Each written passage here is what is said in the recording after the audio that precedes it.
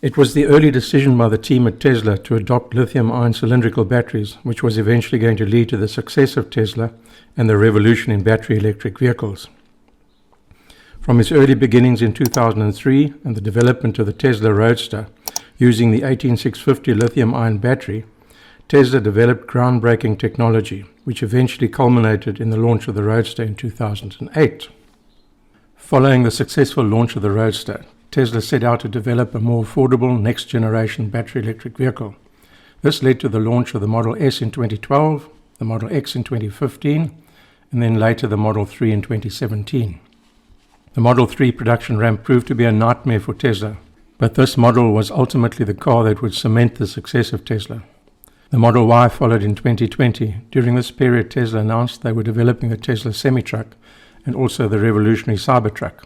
It was also announced that a cheaper $25,000 model, commonly referred to as the Model 2, would be developed. Tesla had purchased an old, disused production plant in Fremont, California, which had been shut down by General Motors and Toyota. This was to become the first factory from which the Model S, X, 3 and Y would be produced. With the acquisition of Solar City, Tesla acquired a further production facility in New York State, which is focused on solar panels. Tesla had negotiated a partnership with Panasonic to build a lithium-ion battery production plant in Nevada, which would become known as Giga Nevada. This became the largest battery manufacturing plant in the world and would exclusively supply Tesla.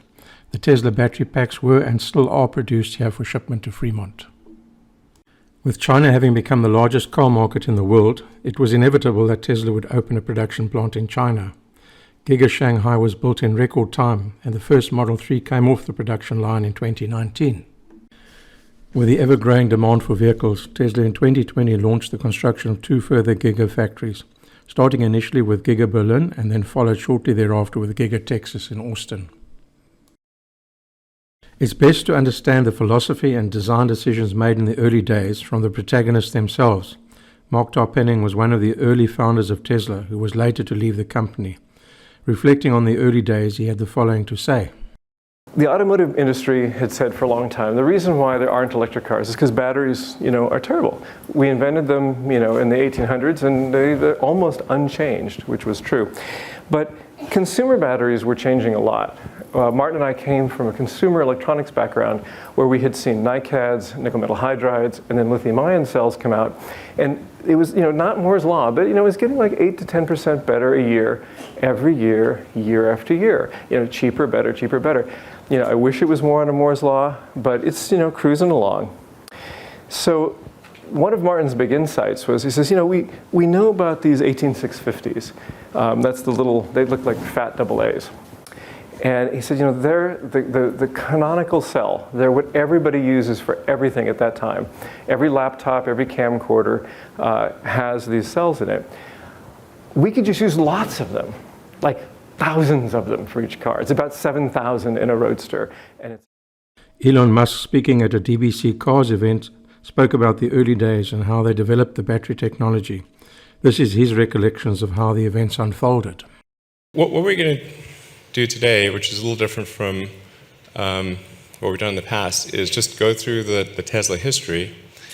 So starting from the beginning and then adding, coming to present day and then talking about the future, which I think people know like little bits and pieces about, but I think it's important to explore the history and the motivations and the decisions along the way, so that people understand, like, what is Tesla all about? What does Tesla mean? Like, why are we doing these things? And the decisions of the past inform the decisions and motivations of the future. And people have, I think, by now heard quite a bit about the master plan blog that I wrote sort of a decade ago. I actually wrote it more than a decade ago, but it got published in 2006. And it was always the plan from the beginning, because it's the only plan that I thought had any chance of success, which is to start off with a low volume car that would have a high price, because we didn't have the economies of scale, and we had no idea what we were doing. Like, we had no, like how the hell do you build a car? Like, I was like, No idea. And so we had to start off with something that was straightforward and that was going to be expensive and low volume. And then step 2 was to have a lower price, higher volume car. And then step 3 was to sort of finally get to something that was high volume and affordable, which is the Model 3 that we unveiled just recently, just a few months ago. The way things really started out was with the AC Propulsion T0.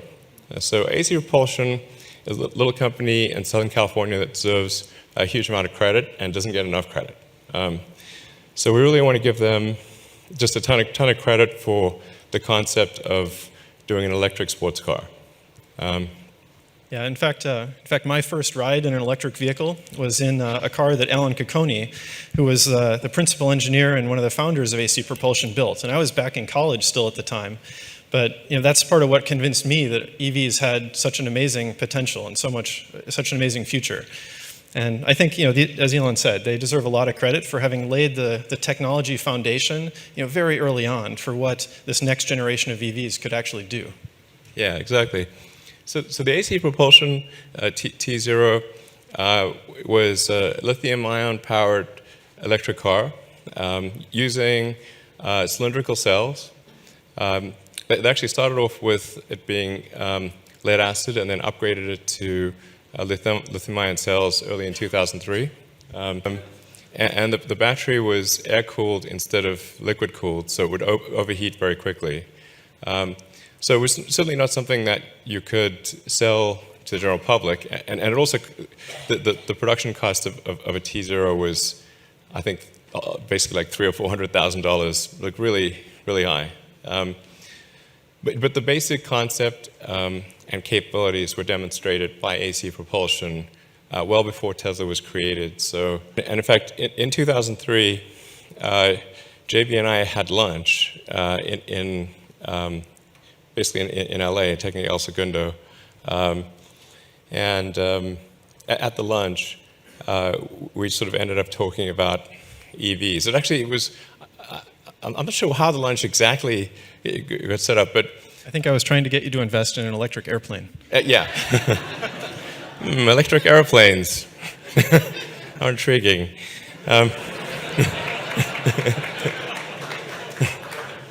Still dying to do that. So the lunch that we had in 2003 was really ultimately what led to Tesla as it is today. And in that lunch, I mentioned to JB that, I've been interested in electric cars since I was a teenager, and thought that was really what cars should be from a fundamental physics standpoint. Like, it's super obvious from a physics standpoint that electric cars are the right way to go. And I obviously believe that very strongly. And in the future, people will look back at the era of gasoline cars in the same way they will look back on steam engines. Like, it was interesting, it's quaint, it's interesting, but it was sort of like a phase, and then really electric is the way. Okay, so nonetheless we got going, and the first thing we did was to create sort of a Tesla test mule, which was to take a Lotus Elise, and then highly modify it to add the Tesla battery pack and the AC Propulsion drivetrain. JB Straubel, speaking at an event in Korea, gave his perspectives on the early days of Tesla.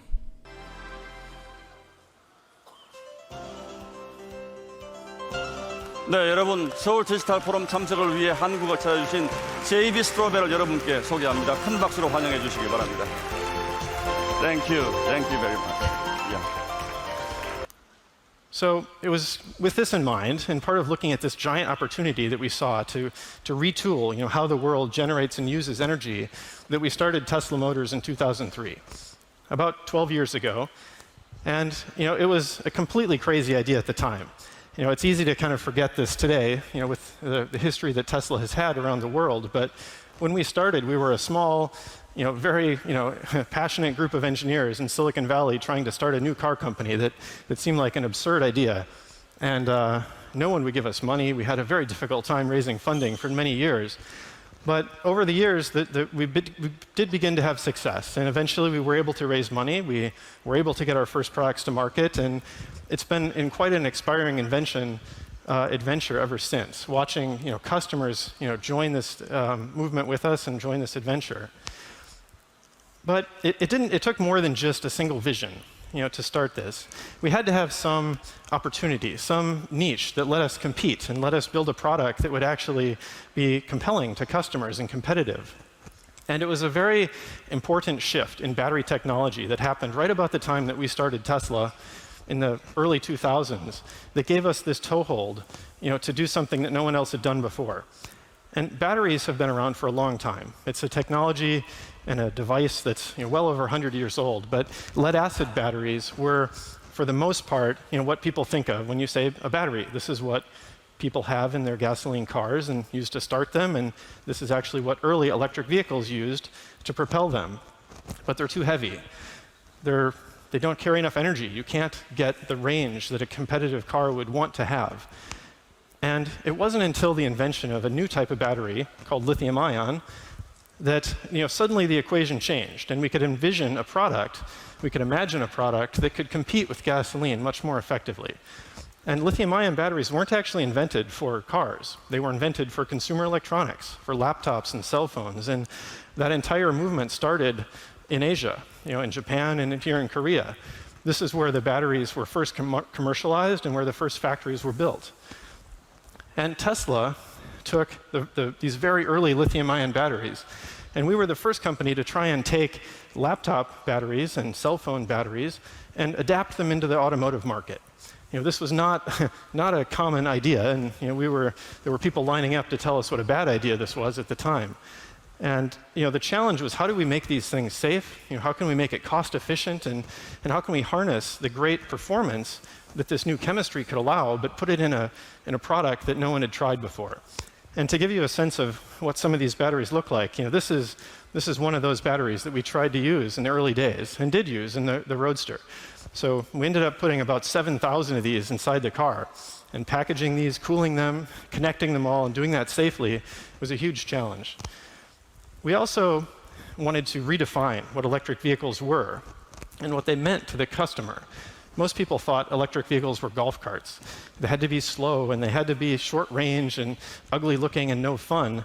But with the Tesla Roadster, this was our first generation product, we redefined, and we said, we're going to not build a slow car. We'll build the very best car we can and make it as fast as we can, as fun and as sexy as we can, to redefine the brand. And that's what happened with the Roadster. It was a great success, and we were able to build a brand around this. And we've continued on this same trend.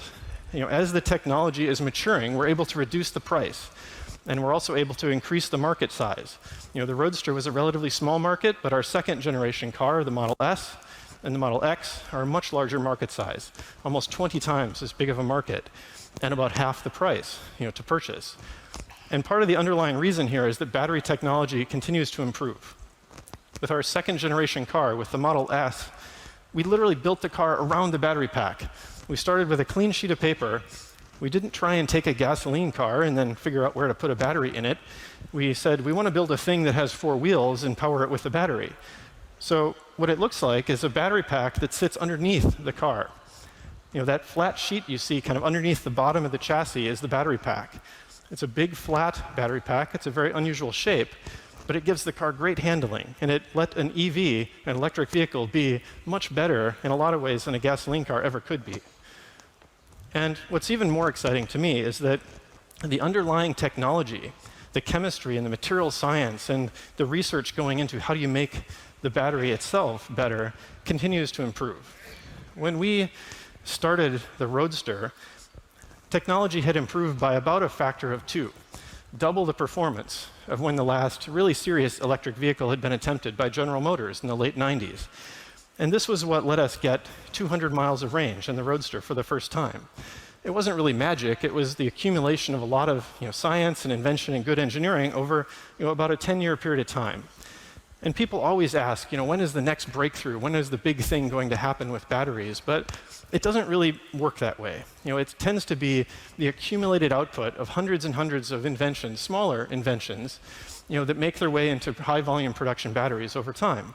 But they are continuing to improve.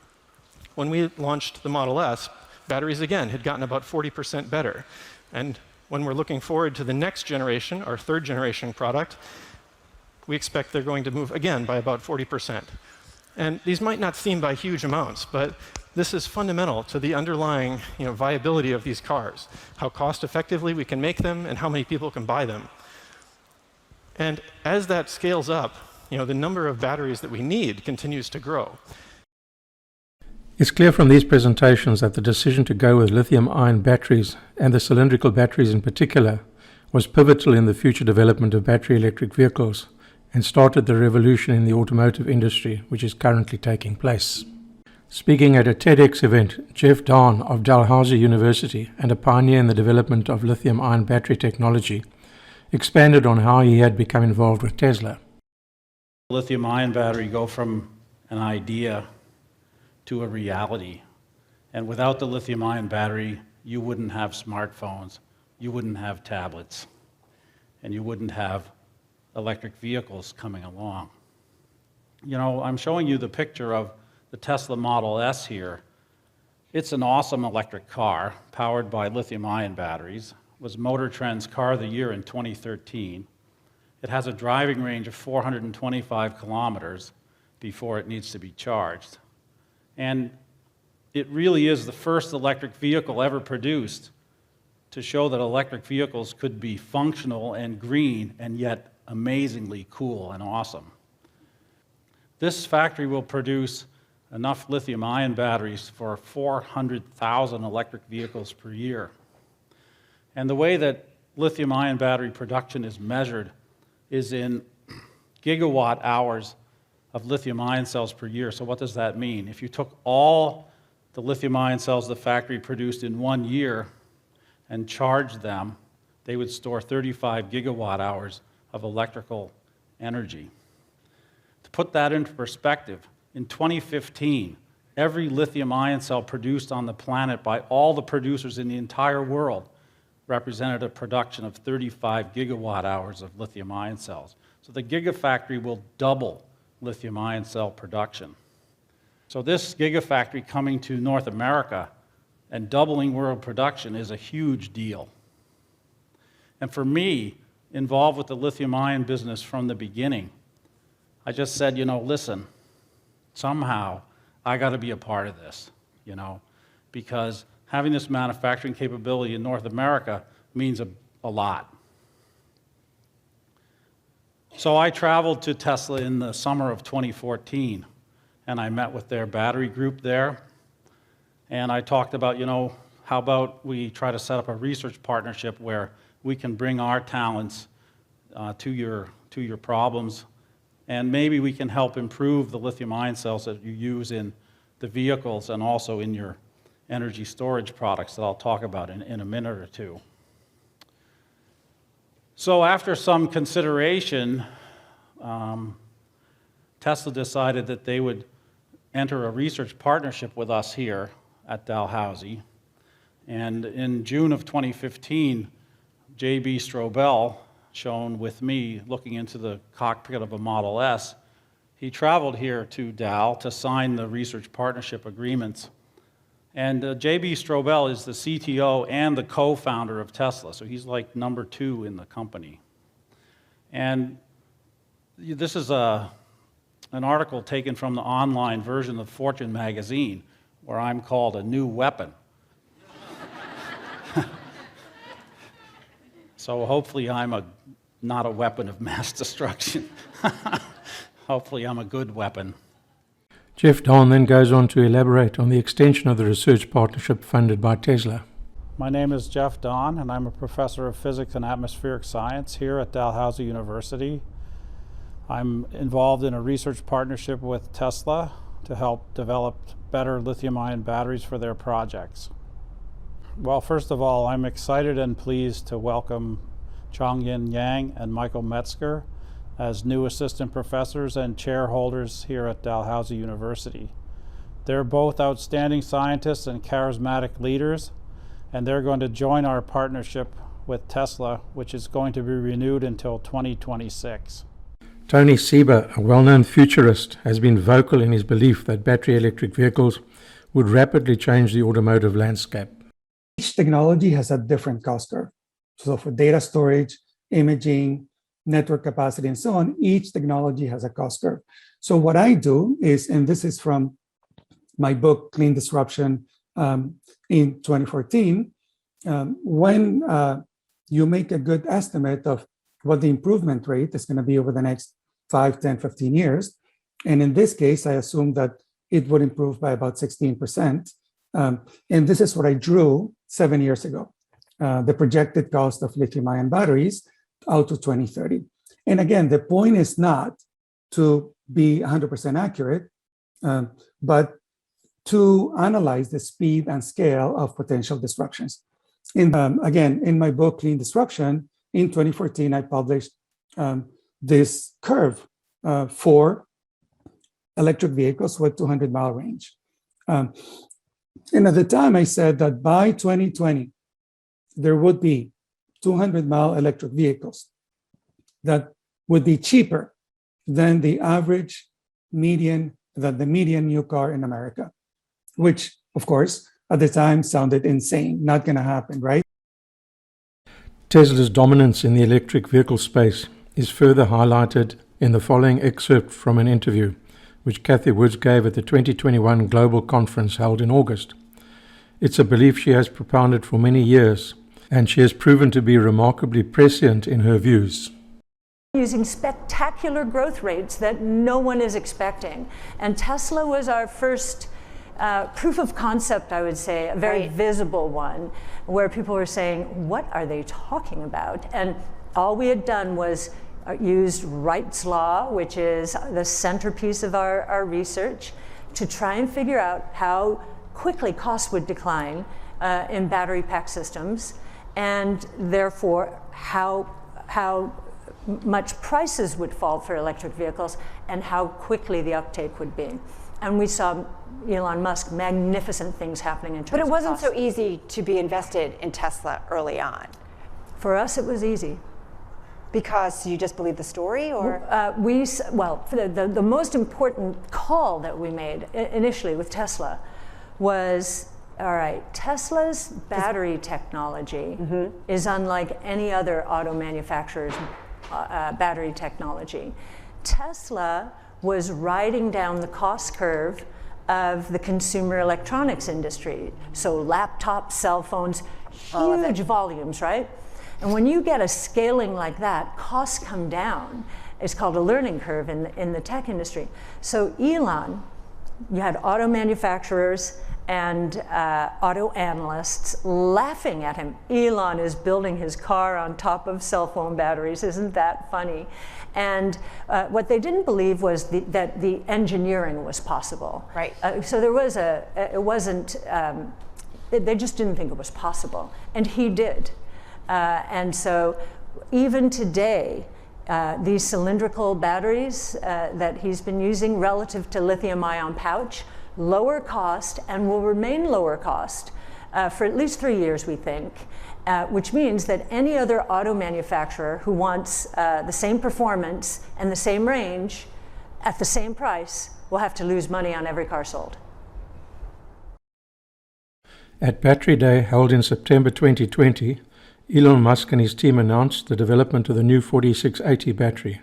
This will radically reduce battery costs for Tesla. So let's get started. We have a plan to halve the cost per kilowatt hour. And we're going to go through that plan with you today, step by step, and build up how we get to these goals and how we accelerate this transition and make our vehicles and our grid batteries more affordable. We came up with tabless architecture that maybe you've heard about. Basically removes the thermal problem from the equation and allows us to go to the absolute lowest cost form factor and the simplest manufacturing process. And this is what we mean when we talk about tabless. So when we put it all together and go to our new 80 millimeter length, 4680, we call this new cell design, we get 5 times the energy with 6 times the power and enable 16% range increase, just form factor alone. I want to stress, this is not just a concept or a rendering. We are starting to ramp up manufacturing of these cells at our pilot 10 gigawatt hour production facility just around the corner. Yeah. So let's stack up everything we just saw at the cell level. So just the cell form factor change enables a 14% dollar per kilowatt hour reduction, just that cell form factor change. A 10 times reduction in footprint, a 10 times reduction in energy, and a massive reduction in investment. Let's talk a little bit about assembly, which is next. We were able to get to the point where we can implement assembly lines, one line, 20 gigawatt hours, 7 times increase in output per line. not every company will be great at manufacturing. Tesla will be absolutely head and shoulders above anyone else in manufacturing. That is our goal. Now let's talk about formation. 86% reduction in formation investment, 75% reduction in footprint. So essentially, what this translates to, based on what we know today, is about a 75% reduction in the investment per kilowatt hour or gigawatt hour. It's just basically 4 times better than the current state of the art to the best of our knowledge. So this is really quite profound. Effectively, the non-cell portion of the battery has negative mass. We save more mass in the rest of the vehicle than the non-cell portion of the battery. It also allows us to pack the cells more densely because we do not have intermediate structure in the battery pack. Instead of having just a filler that is a flame retardant, which is currently what is in the 3NY battery packs, we have a filler that is a structural adhesive, as well as flame retardant. So the improvements we just said on enabling additional range and improving the structural performance of the vehicle, it is worth another 7% dollar per kilowatt hour reduction at the battery pack level, bringing our total reductions now to 56% dollars per kilowatt hour. Yeah. With new battery production plants at Giga Berlin and Giga Texas, together with a continuing ramp up at the Kaito Ridge plant, Tesla will continue to drive down battery costs. This, coupled with a new structural battery pack, will ensure that Tesla continues to dominate the EV market for many years to come, and will lead to its dominance of the automotive market as a whole, probably for the rest of this decade at least.